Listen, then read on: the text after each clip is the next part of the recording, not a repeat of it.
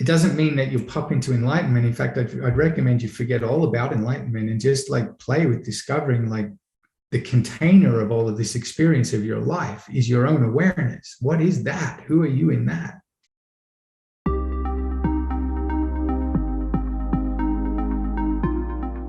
Hello and welcome to the Mind Detox podcast. I'm your host, Sandy Newbigging. For today's episode, I'm sharing an interview from one of my recent online club meetings, which you can join at minddetox.club. I talked to my good friend Narain, who taught me to meditate way back in 2007. I asked him 10 of the most common questions that I'm asked about meditation, including how to make meditation more enjoyable, how to maintain a daily practice, how to let go of thoughts, is meditation selfish, and more. Stay tuned to learn what his greatest discovery is from over 20 years of meditating, and what he has to say about spirituality, consciousness, and awakening.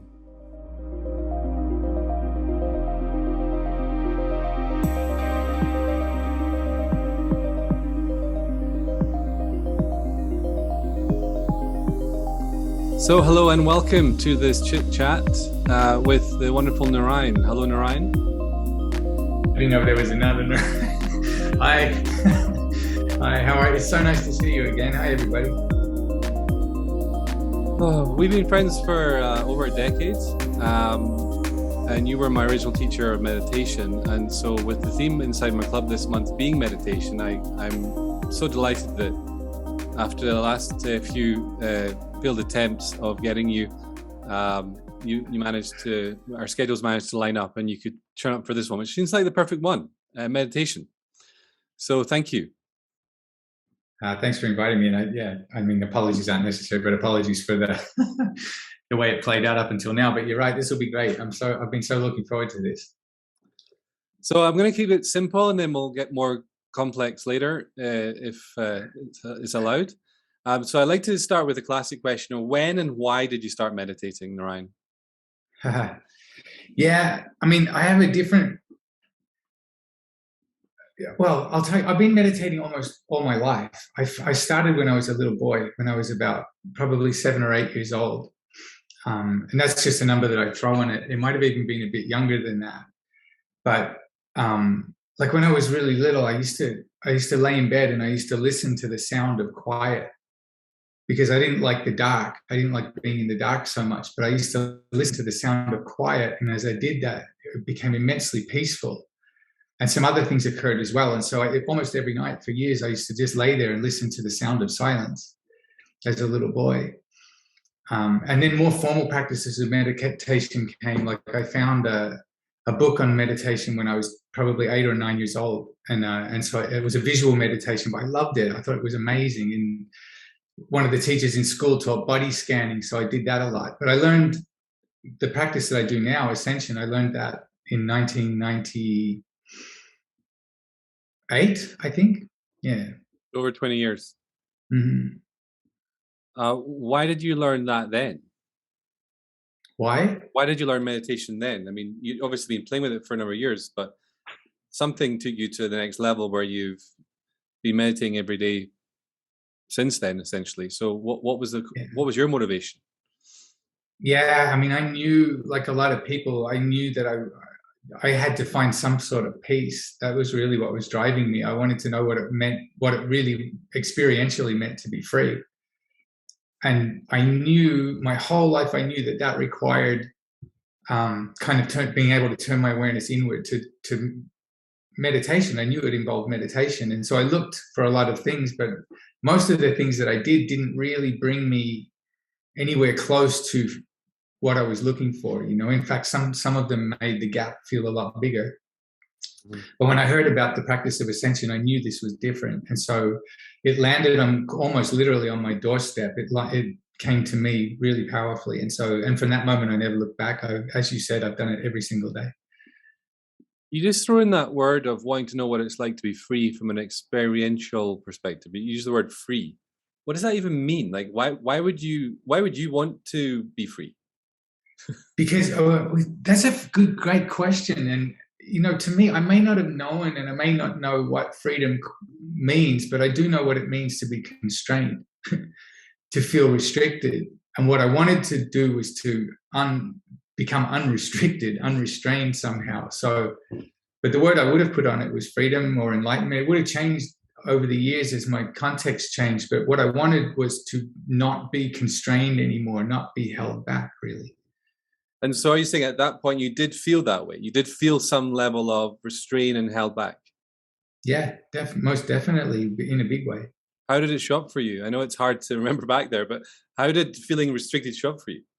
It was a constant kind of sense of unease, a constant sense of unease that was playing. I had a pretty good life, like most people from the outside. When you look at people's lives, it seems pretty good, but for the most part.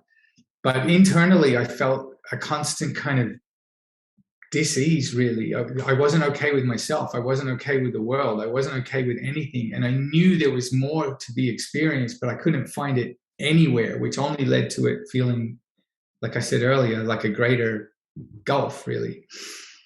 Mm-hmm. I've seen the photographs. So did you turn to things like rock and roll and playing in a band and maybe drugs and stuff? Did you do any of that kind of stuff, trying to find that or ease that unease? Maybe. Is my mom on this call? This is being recorded. I may have dabbled. I'll leave that one alone. But what we are indicating is sometimes we can turn to certain vices, right? Yeah. And then not even vices, like basically everything that I was doing was trying to get some sense of self-worth from outside of me. All of it was trying to, so it doesn't have to be something radical or extreme, although, for a lot of us, that's the way it was. But we're all doing it. You just say trying to get self-worth from outside myself. What does that mean? Like trying to find my sense of okayness in the things that I was doing, and it's or the things that I was experiencing and the way that people perceived me. That was all, that was all my way of trying to find a moment of being okay. Mm.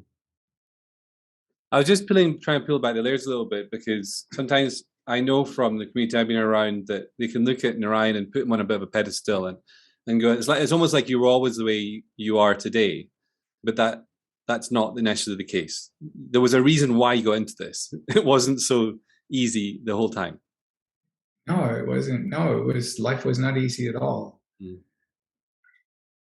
Life itself wasn't hard, but I wasn't making it easy at all. Interesting. Okay. Well, with the motivation to meditate discussed, let's get into some classic questions about meditation. So what would your advice be to someone that wants to make meditation more enjoyable? Forget about it being enjoyable. I absolutely forget about it being enjoyable. The idea that it's supposed to be enjoyable is one of the blockages to just getting on and doing it. How many of you go to the gym or do exercise or do yoga? Is that enjoyable every day? No, it isn't. But you remember why you do it and you just do it anyway. So no, just forget about it being enjoyable. It sets you on a path of you're setting yourself up for failure if that's the approach. Why? It doesn't have to be difficult, but it's not about like sitting there and going, wow, I absolutely love this. It's not about that. Why? Why are you setting yourself up for failure if you were trying to make it enjoyable? Yeah, because you get caught between experiences that you want or you don't want. And it's part of the approach to the whole idea of spirituality. There's some places and some paths that teach, okay, so you're only supposed to be happy. Have you heard that before? No, because you've got a great teacher.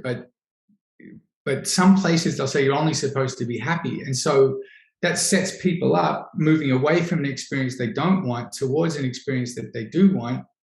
And they're caught in this very dualistic place where there's an experience you're not supposed to be having. The thing about meditation is that if you can just sit and allow yourself to have whatever experience is coming to you, then the enjoyment may or may not be there, but the ease comes back, right? The ease is there. You're not struggling to do anything other than just be aware. That's kind of what I meant by that. I love it. I love it. Right from the get-go.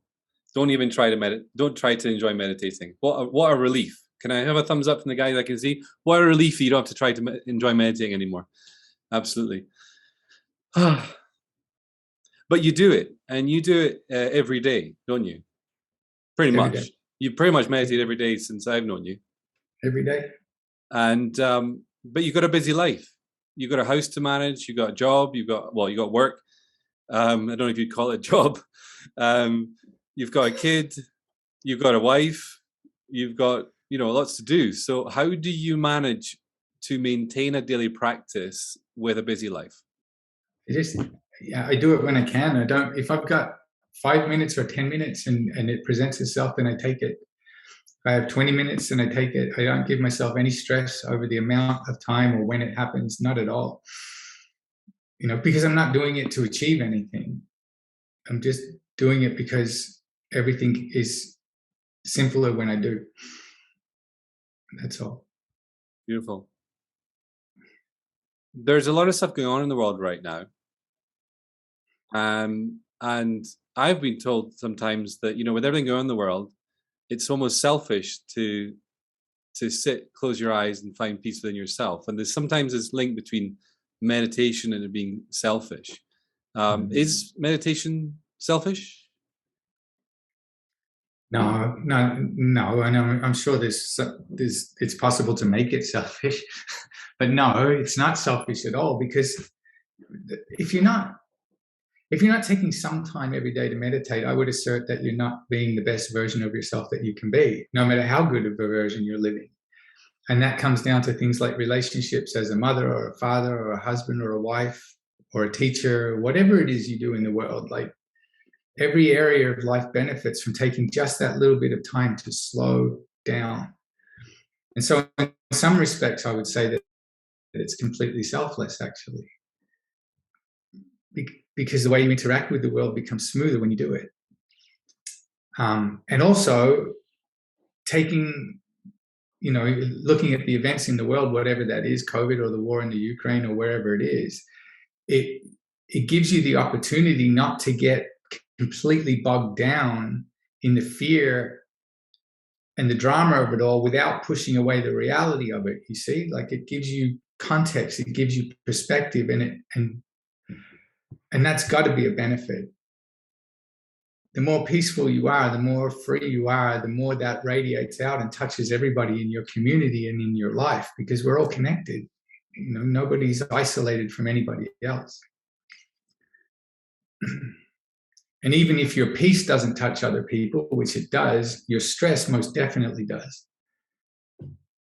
And so the more embroiled in the thinkingness and the over stress of the whole thing, we're actually adding to the issue rather than not.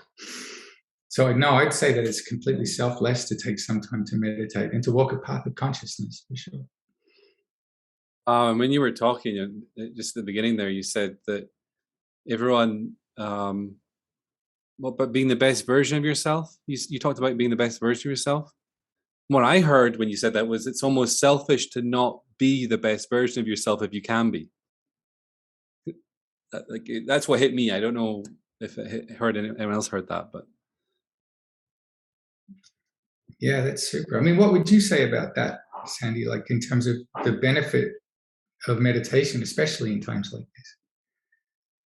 For me, the benefit of meditation times like this is what you said. Like, your piece resonates out. But what I would say is that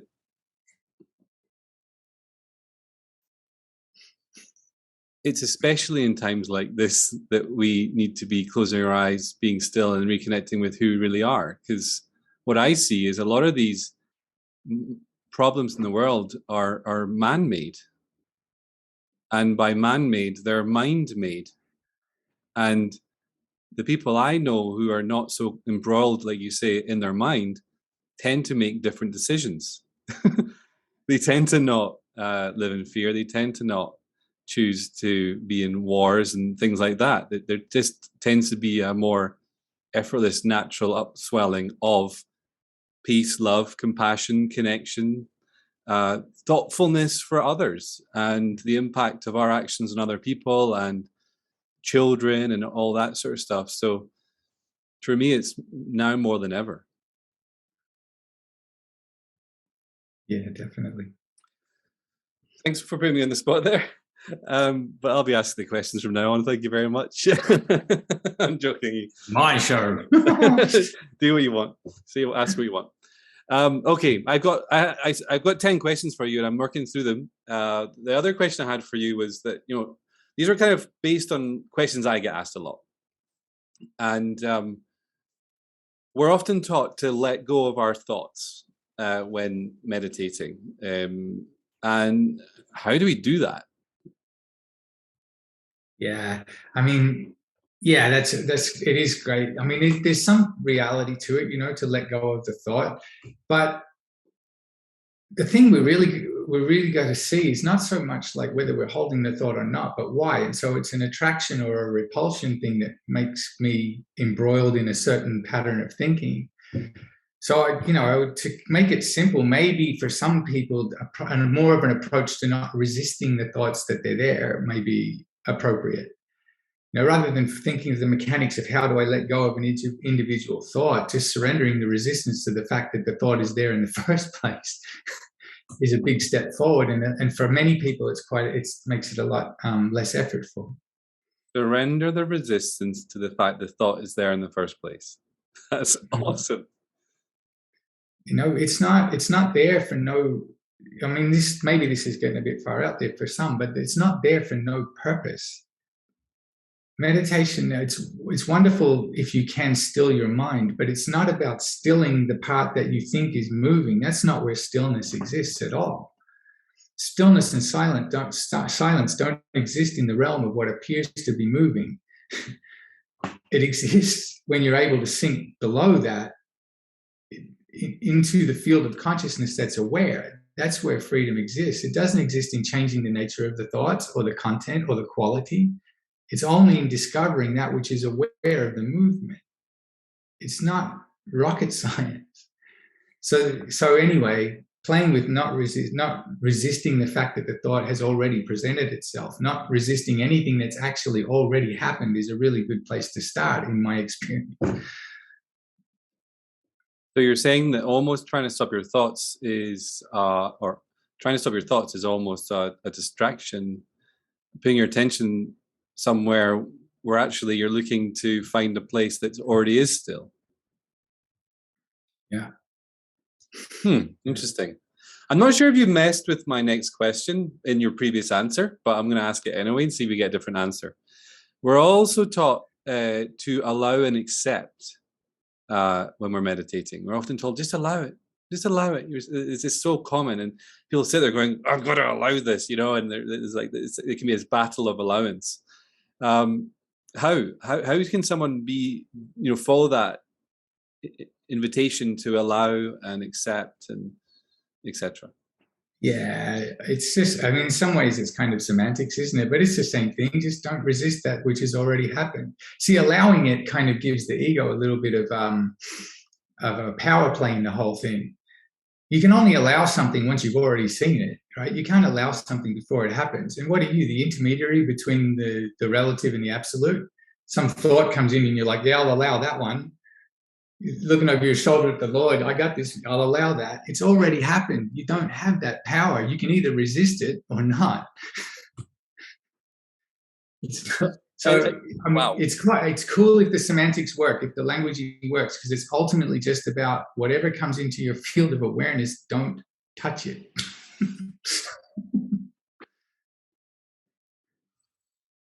I love how you take a question and an answer, and then you take it like the level below it every time, and it's very, very cool, very, very, very cool. It's above your pay grade to decide what to allow and what to resist. Is that what you're saying? Yeah. I mean, even if it's not above your pay grade, it's kind of it's a fallacy and it's a little bit arrogant, isn't it? Because it's already here. Exactly. But what if the person doesn't want it to be here? Well, that's part of the battle, isn't it? That's where it comes down to resistance. And that's where the struggle comes in. Not just with meditation, by the way, with life. reality is the way it is, I don't know, roughly 100% of the time, and we either accept that or we don't. But there's a lot of beliefs out there that say that I'm creating this, I'm creating my reality. What's your take on that kind of mindset or spiritual idea that I'm creating my reality, therefore it's my fault?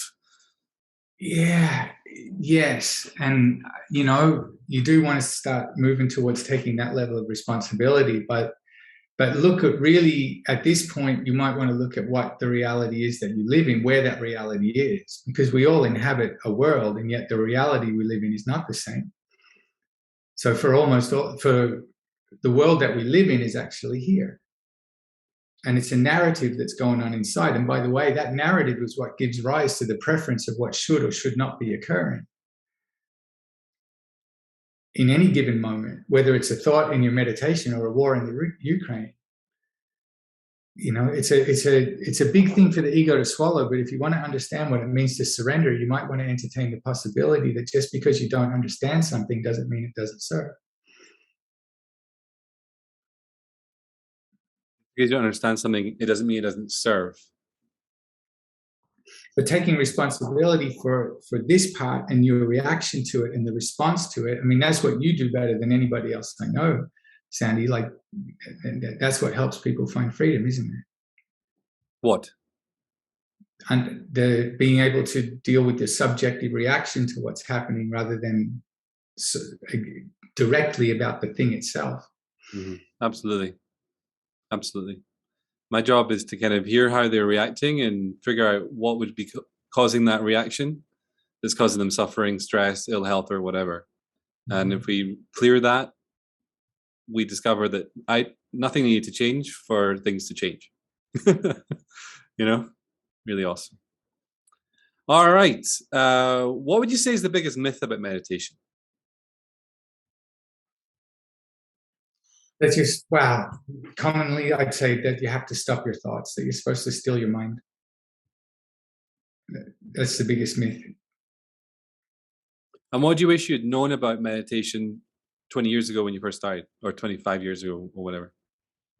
What do you wish you'd known then? What do I wish I'd known? Boy, yeah. I mean, I had pretty good teachers, but maybe that every experience, no matter what it was okay. Even though I think I got that quite early on, like any struggle I ever had with meditation was always because I thought the experience I was having was not supposed to be that way.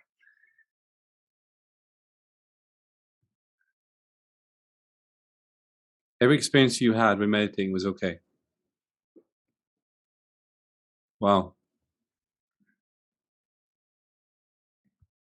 I mean, you've heard it. You've taught meditation for so long. You know that. And all these people meditate. You all know the times when you feel like it's not working is because there's an experience that you think you shouldn't be having. And that's true for all of us, by the way. And it doesn't matter how long someone's been doing it. That's, if there's a struggle, that's pretty much what it comes down to. And how can you extrapolate that to someone's life as well? Because, I don't want to oversimplify it. We only have a little bit of time here together. But it's exactly the same for any situation. It doesn't mean that you have to necessarily like it. But the battle that we get caught in this washing machine of duality, because there's what's actually happening and then there's the way we think it should be. And it's incredibly stressful. In fact, it's the root of all trauma. It's the root of, you know what I mean? It's the root of all of our suffering, is the belief that what's happening now should not be. And please, the reason why I didn't necessarily want to open this can of worms is that I'm not saying that it can't become a better version as you go forward. But here's the thing. If you're fighting, let's do this.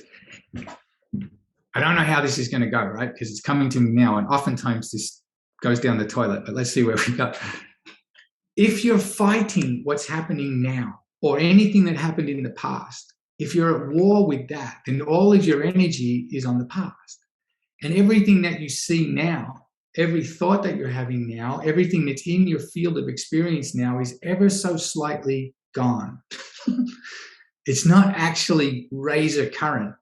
And so if you're fighting what's already happened, you're battling with the past. And so your whole spiritual path, if that's what you want to call it, is focused on the past. But if you let go of that energy into just this radical acceptance of now, just as it is, you free up this literal God force of energy that you are to pour through into a brand new reality immediately. Like you said so beautifully 5 minutes ago, you need change nothing for everything to change. That's so profound. It's not that you need change nothing. Like, just stop trying to change and everything changes. Because all of that energy that you are, all that this quantum field of magnificence that you are, all of a sudden is no longer focused on that which is already gone. And it can be a matter of seconds, or in, you know, like one of my favorite patterns that I just romanced with for so many years is guilt. I spent all of my energy looking back, trying to make the past better, and it was literally killing me. So anyway, I don't know where we started, but there you go. Where we were at some point was this invitation to align with the reality. Align with reality. Like, that's what I'm hearing from you today. Align with what is. Even if you don't like it, align with it first. Align with it now. Absolutely. I mean, to me, the first step towards any real change or any real healing, to use that word if that even fits, is to 100%, just for one moment, surrender to right now, this is the way it is. And how does one do that without suffering? You got to see the resistance, because suffering doesn't lie in the experience, it lies in the resistance to the experience. That's why we suffer, because we're trying to change something over which we have no control. So let me just repeat that. Suffering does not lie in the what? In the experience, it lies in the resistance to the experience. We could spend the whole hour just meditating on that. Just that one statement. I want to make sure everyone heard that, where there's now, or maybe I'm going to use this for a podcast in the future, whatever. It's not in what's happening, but it's our relationship with what's happening. It's our resistance to what's happening that's actually causing our internal struggle and suffering. Even if everyone on the whole planet would agree what's happening right now, you should be suffering. It's horrible. Wow. Yeah, I'm not trying to make light of those circumstances. That's why I said I kind of hesitated a little bit to bring this up. But if you really look, you'll see it for yourself in your own relationship to the way you interact with your life. You'll see it. And when you see that, it is so empowering. It's not disempowering at all. Because the way the mind will hear it is that it's a very disempowered place to be. Oh, just take it then, because it's what's happening. That's not it. It frees you up to be a window to something amazing, and immediately it does that. But you know, everything in this moment of your life, everything, no matter what it is, in some way you signed up for this. And if that is a hard meditation pill to swallow, or a spiritual pill to swallow, when in relating it to certain things in your life, because you might at this point be thinking of the worst things in your life that you have to try to be willing to welcome, or at least experience. A great playground for this is meditation. That's why meditation is so profound and powerful, because you get to sit down for 5 minutes, 10 minutes, an hour, whatever, and play with welcoming the reality of that meditation. And that's, for me, why I love meditation. The skills that you develop and hone in meditation naturally just move out into your life. You don't even almost have to try to welcome reality at 3 p.m. today, or whatever it is. You actually, you're embodying like an ability, a new habit, a new relationship with reality, but you do it through the window of meditation. Does that make sense? Does that work for you? Would you thumbs up? Okay. For those listening to the audio, thumbs up from Narain. All right. So to finish off my line of questioning that I'm aware of right now, I've got one question that's got 3 parts. So it's kind of cheating because it's kind of 3 more questions. And we'll see what comes through you with this. What is spirituality? It's the ability to live your life with a conscious awareness of engaging it. You know, it's this journey of self-discovery, of discovering who you are, really, who you are in all of this. What is consciousness? It's the part that's aware, or it's the field out of which awareness arises. Actually, that's. I'm glad that you said that, because my sense is there's more to consciousness than the bit that's aware. Mm-hmm. Yeah, I mean, it's words, isn't it? And but the fact of the matter is, it's consciousness is the field out of which awareness arises. Yeah. And meditation allows you to discover the awareness, the consciousness in which awareness arises. Yeah, properly. Yeah, it does. Great. It does. Awesome. What is consciousness? Or did I already ask you that? I think you already asked that. I think I already asked you that. There you go. If you didn't, I already answered it. No, you did. I already asked that.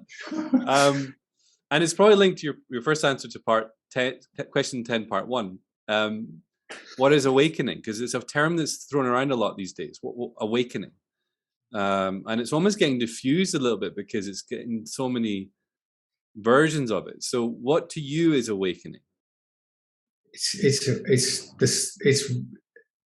you see, the belief that you're a product of the thoughts and the feelings that run through your body, while they are beautiful and they're a massive part of being alive, the belief that you are a product of those is being fast asleep.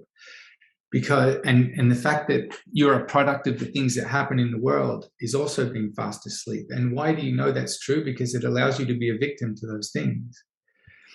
You know, and so awakening is waking up to a different kind of experience of you.